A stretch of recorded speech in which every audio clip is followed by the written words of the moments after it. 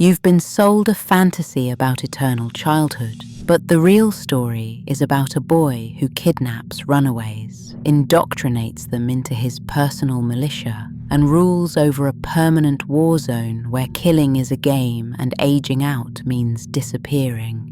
Peter Pan isn't the hero. He's a warlord, and once you see the evidence JM Barrie left in the text, you can't unsee it. Let me show you what Disney spent decades hiding. The version you know starts pleasantly enough. Peter Pan, the boy who wouldn't grow up, flies into the darling nursery and whisks Wendy, John and Michael away to Neverland, a magical island where children never age, where pirates and fairies and mermaids exist, where adventure never ends. Peter leads a band of orphans called the Lost Boys. They fight Captain Hook, they play pretend, they build homes in trees. Wendy becomes their mother figure. Everyone has fun. At the end, most of them choose to go home and grow up, but Peter stays behind, forever young, forever free. The Disney film gave us the flight over London, the ticking crocodile, the fairy dust and songs. We walked away thinking Peter represented the part of us that never wants responsibility, never wants to lose wonder. Childhood preserved in amber, perfectly wholesome. How delightful. But here's what Barrie actually wrote. The Lost Boys didn't choose to go to Neverland. They fell out of their prams when they were babies, got lost in Kensington Gardens, and were taken by Peter when no one came to claim them within 7 days. Let's be clear about what that means. Peter doesn't rescue children. He collects them. Infants who wander away, who get separated from their caregivers, who tumble into the margins of society. And instead of returning them, Peter takes them to an island where they will never see their families again. They don't remember their parents. Barrie is explicit about this. The boys have forgotten where they came from. Peter ensures they forget. That's not rescue. That's abduction followed by systematic erasure of identity. That's recruitment. And once they're in Neverland, they don't get to leave. The Lost Boys live in underground homes accessed through hollowed-out trees, and here's where it gets worse. Barrie describes how Peter measures each boy against the tree trunks, and if they don't fit, he alters them. He makes them fit. The text never clarifies whether this means he selects boys of certain sizes or physically changes them, but either interpretation is horrifying. He's either curating his militia based on physical specifications, or he's modifying children's bodies to suit his infrastructure. You don't do that to friends. You do that to resources. The boys live under Peter's absolute authority. He assigns their roles. He determines their activities. When Wendy arrives, he declares her the mother and orders her to perform domestic labor, cooking and mending for boys who treat her like servants treat their employer. She's not there by choice. She's there because Peter wanted a mother for his collective, and he took one. The boys don't question this. They've been conditioned not to. Barrie repeatedly describes how the boys obey Peter instantly, how they mirror his attitudes, how they accept his version of reality without resistance. That's not leadership. That's indoctrination. And Peter maintains it through violence. Neverland is a war zone. The Lost Boys fight pirates. They fight the indigenous people Barrie calls redskins with all the racism you'd expect from 1911. They fight wild animals. They fight each other in what Peter calls games, but which involve real weapons and real blood. Barrie describes battles where boys are injured, where they kill and are killed, where Peter leads charges with the casual enthusiasm of someone who thinks death is reversible. Because to Peter, it might be. He doesn't distinguish between real and pretend. When he fights Hook, he's not defending himself. He's playing. When boys die in his battles, he forgets them almost immediately. And that brings us to the most damning detail Barrie ever wrote, the thinning out. Barrie states in the text that Peter thins out the boys when they start to grow up, not helps them leave. not guides them to adulthood, thins them out.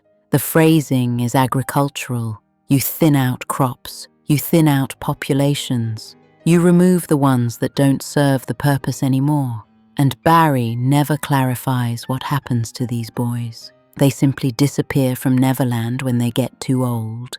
And Peter continues on with a fresh supply of lost children who fell out of their prams. You don't thin out people unless you see them as expendable, as renewable resources, as soldiers who age out of usefulness. Peter Pan runs a child army, and he has the perfect psychological profile for it.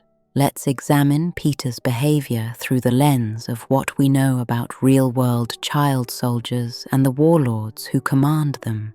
Peter exhibits every warning sign. He shows no empathy. When Tinker Bell drinks poison meant for him, his response is detached amusement.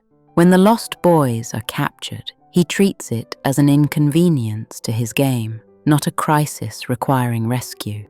When Wendy is shot out of the sky by one of his own boys following Tinker Bell's orders, Peter's primary concern is whether it will disrupt his fun. He doesn't comfort, he doesn't grieve, he doesn't connect emotionally to the consequences of his actions or the suffering of those around him.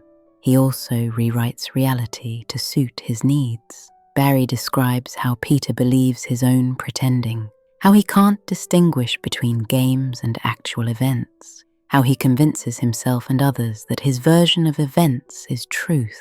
He tells Wendy stories about his mother that contradict each other. He claims to have killed pirates he's never met. He invents rules for Neverland that shift based on his momentary whims, and the lost boys accept these changes without question because Peter's reality is the only one that matters. That's not imagination. That's delusion enforced through charisma and fear. And Peter is charismatic. Barrie makes that clear. He's described as beautiful, as magnetic, as impossible to resist. Wendy falls for him despite his cruelty. The lost boys worship him despite his indifference. Even Hook is obsessed with him, dedicating his entire existence to destroying a child who humiliated him. Peter's power isn't physical strength. It's his ability to make others believe in his world, to convince them that his eternal war is glorious, that growing up is betrayal, that dying young in his service is preferable to living old anywhere else. That's exactly how warlords operate. They take traumatized, displaced children. They offer belonging and purpose. They create an us versus them reality, where violence is survival and loyalty is everything. And they do it young, before empathy fully develops, before moral reasoning solidifies, during the window when a child can be shaped into a weapon. Peter Pan is that weapon. And Barrie knew exactly what he was writing, because Barrie's own life was shaped by a child who never got to grow up. When Barrie was 6 years old, his older brother David died in an ice skating accident at 13.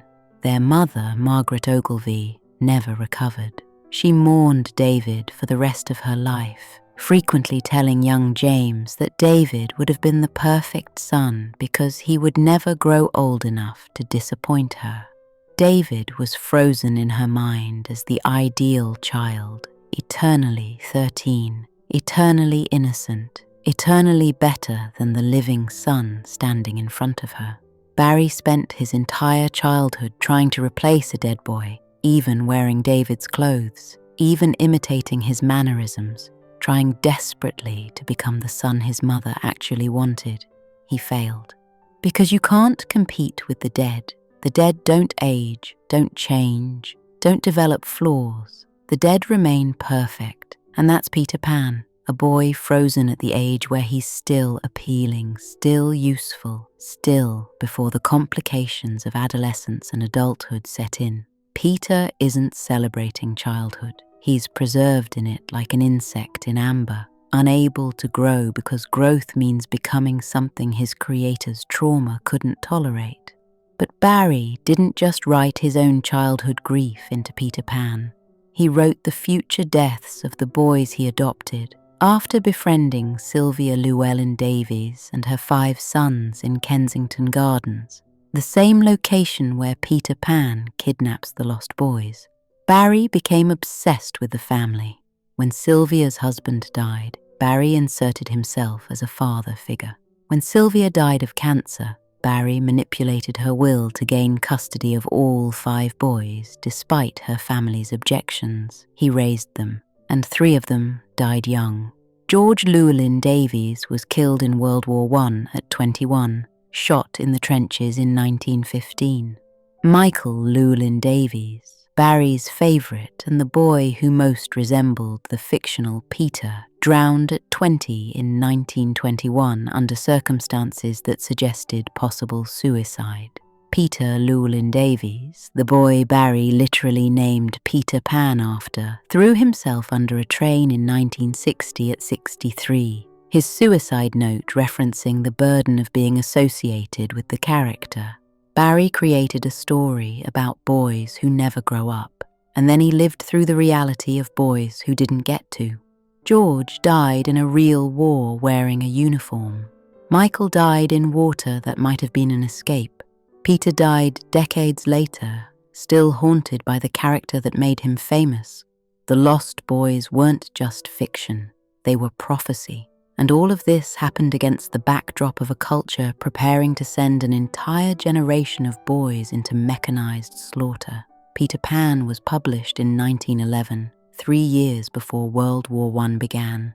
British society was already militarizing its children, romanticizing sacrifice, glorifying the idea of dying young for king and country. Boys were raised on stories of heroic battles, of glorious deaths, of eternal fame achieved through violence. The Boy Scouts, founded in 1908 by Robert Baden-Powell, explicitly trained boys in military skills disguised as adventure games. The literature of the era celebrated boyish courage, physical prowess, and unquestioning obedience to authority figures. Peter Pan fit perfectly into that cultural moment. A boy who never grows up, who fights endless battles, who leads other boys into danger with infectious enthusiasm, who treats death as an adventure rather than a tragedy. Edwardian audiences didn't see a warlord, they saw an ideal. The eternal boy soldier, forever brave, forever young, forever ready to fight. And then the war came, and an entire generation of Peters and Georges and Michaels marched into trenches where growing old was a luxury most of them would never experience, where violence became routine, where boys who'd been told war was glorious learned that it was mechanical, industrialized, impersonal horror. Where the average life expectancy of a frontline soldier was measured in weeks, Peter Pan became real. Except, instead of Neverland, it was Flanders. Instead of pirates, it was poison gas. Instead of thinning out, it was artillery shells and machine gun fire doing the work. Barrie wrote a fantasy that his culture was already enacting. A world where boys are valuable only as fighters, where aging out means removal, where an authority figure maintains power through charisma and violence, where the rules shift to benefit the leader, where death is so common it loses meaning. He wrote a children's story that was actually a blueprint for how societies consume their young, and we've been celebrating it for over a century. Let's return to the text one more time, because there's one scene that makes Peter's true nature undeniable. Near the end of the original play and novel, Captain Hook and his pirates infiltrate the underground home while the lost boys sleep. Hook finds a bottle of medicine that Wendy has been giving Peter, and he poisons it, leaving it for Peter to drink. When Peter wakes and reaches for the medicine, Tinker Bell drinks it instead, sacrificing herself to save him. She's dying from the poison. And Peter's response is to ask the audience to clap if they believe in fairies, to revive her through collective belief. It's been played as a beautiful moment of theatrical magic, but read it again with clear eyes. Tinker Bell is dying because of Peter's carelessness, because he didn't notice the poison, because he wasn't paying attention to threats, and instead of taking responsibility, instead of mourning, Instead of showing any genuine emotion about her sacrifice, he turns to an audience and performs.